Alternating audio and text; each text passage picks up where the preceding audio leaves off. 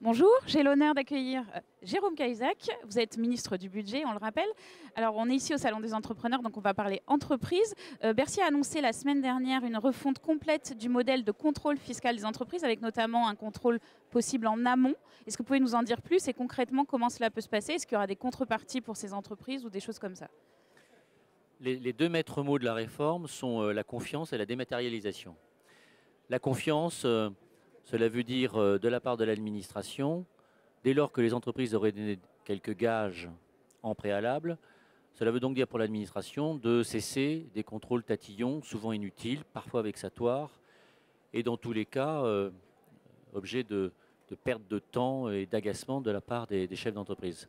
Moi, je souhaite véritablement qu'un climat de confiance sincère et surtout durable s'instaure entre l'administration fiscale et les entrepreneurs. Chacun doit y mettre du sien, l'administration y est prête. J'aimerais que les entrepreneurs jouent le jeu. D'ailleurs, nous allons lancer, à l'occasion d'une phase expérimentale, cette réforme avec celles et ceux qui le voudront bien.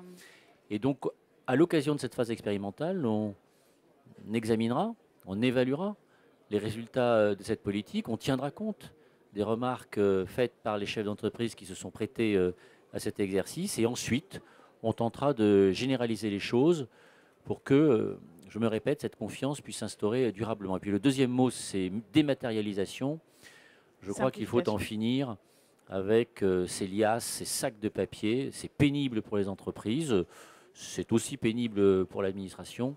Et donc la généralisation de la dématérialisation est un axe très fort de la politique que je souhaite mettre en œuvre comme ministre du Budget.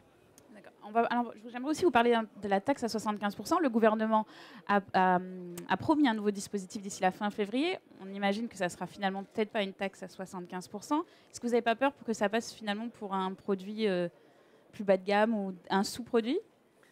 Un engagement a été pris par un homme qui était encore candidat à l'élection présidentielle et cet engagement a été respecté dans un premier temps dès lors qu'il avait été élu.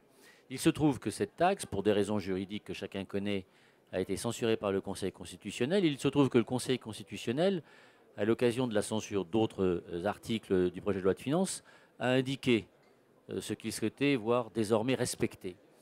Quelques mots, si vous voulez bien, puisque ce sujet semble intéresser beaucoup de monde. En censurant la fiscalité sur les bons anonymes, le Conseil constitutionnel a instauré un principe qui est le principe d'un taux qui serait confiscatoire, au-delà duquel la disposition n'est plus constitutionnelle. À l'occasion d'une deuxième censure, celle sur les plus-values immobilières, le Conseil a renversé sa jurisprudence, décidant que l'aspect confiscatoire d'une taxe ne s'évaluerait plus isolément des autres taxes ou impôts, mais en cumulant l'ensemble des taxes et impôts affectés à ce produit.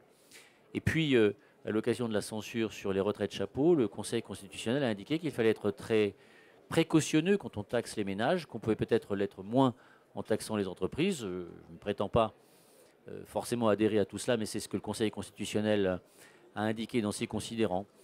Dès lors que le président de la République a souhaité qu'une nouvelle disposition soit présentée au Parlement lors d'une prochaine loi de finances, il va de soi que nous nous devons de bien entendre et bien comprendre les décisions du Conseil ainsi que ses considérants, et nous y veillerons dans le projet qui sera élaboré et qui, avant d'être soumis à la délibération, recueillera l'avis du Conseil d'État.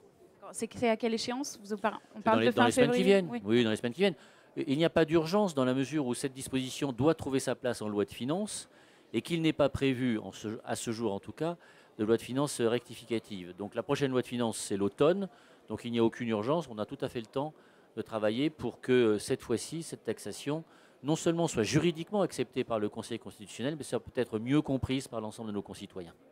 Alors on est au Salon des entrepreneurs. Il y a eu quand même quelques bisbilles entre les entrepreneurs et Bercy à l'automne dernier. Notamment, on a beaucoup entendu parler d'exil fiscal. Est-ce que vous travaillez sur des mesures justement pour limiter cet exil fiscal? On a entendu un député qui disait qu'il faudrait leur confisquer leur passeport. J'imagine qu'on ne va pas en arriver là. Oui, évitons les solutions caricaturales. Au demeurant, on n'a pas le droit de retirer la nationalité à quelqu'un qui en dispose, en France en tout cas. Et naturellement, nous ne transigerons pas avec ce très grand principe du droit international. Donc cette proposition a peut-être permis à certains de faire parler d'eux, mais il m'étonnerait fort qu'elle soit retenue par des gens sérieux. Quelles sont les pistes? les- vous avez abordé plusieurs sujets. D'abord, la question qui s'est posée à l'égard de certains entrepreneurs lors de la présentation du projet de loi de finances. Incontestablement, un malentendu s'était instauré. Je crois qu'avec Pierre Moscovici, nous avons fait ce que nous pouvions pour lever ce malentendu. Il me semble que nous y sommes en grande partie parvenus, puisque c'est en fait à droit constant que les choses ont été arbitrées concernant les créateurs d'entreprises, en tout cas ceux qui cèdent leur entreprise en partant en retraite ou ceux qui la cèdent en réalisant une plus-value. Je crois qu'il y a un progrès supplémentaire à envisager et qui ne concernerait pas les créateurs eux-mêmes, mais les investisseurs, dont on pourrait penser qu'à partir du moment où ils réinvestissent la plus-value réalisée en cession, en cédant leur part, dès lors que ces plus-values seraient réinvesties naturellement dans un délai raisonnable. Je pense que si quelque chose doit être amélioré, c'est dans ce sens-là qu'il faudrait réfléchir. J'ajouterai une deuxième piste. Vouloir une fiscalité générale pour des secteurs qui ont des caractéristiques différentes risque de ne satisfaire personne. On sait qu'il est des entreprises, je pense en particulier à l'économie Internet, des entreprises dans lesquelles la rotation est beaucoup plus rapide que dans d'autres entreprises. Et pour celles-là, les durées d'abattement que nous avons prévues, les durées pour bénéficier des abattements, pardon, que nous avons envisagées, sont peut-être des durées un peu excessives. Alors, il faut essayer à la fois de respecter un grand principe, qui est le principe de l'égalité devant l'impôt, et s'efforcer, dans la mesure du possible, de faire du sur-mesure pour que chacun y trouve son compte. Jérôme Cahuzac, merci beaucoup. C'est moi qui vous remercie.